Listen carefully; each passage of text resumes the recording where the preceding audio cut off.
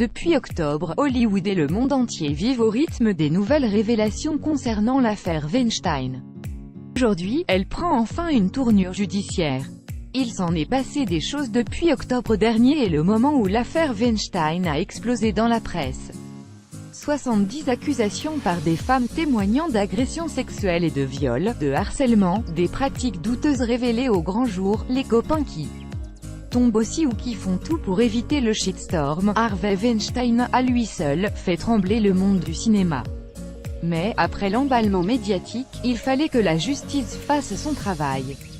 Plusieurs enquêtes avaient été ouvertes, dont une au NYPD, et hier, nous apprenions que le producteur s'était rendu à la police de New York après avoir déjà négocié une libération sous caution avec port d'un bracelet électronique, confiscation de son passeport et interdiction de sortie du territoire.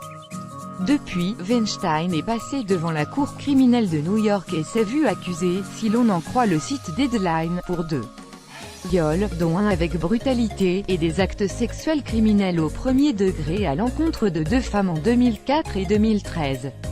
La caution a, elle, été fixée à $1 million tandis que l'avocat du producteur a informé la presse que son client avait plaidé non coupable et qu'il visait maintenant l'abandon des charges.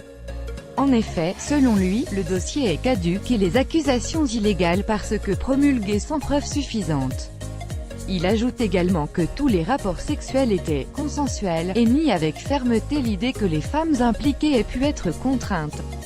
Inutile de dire que cette affaire est loin d'être terminée, même si cette première accusation officielle devrait encourager d'autres victimes à apporter des éléments au dossier.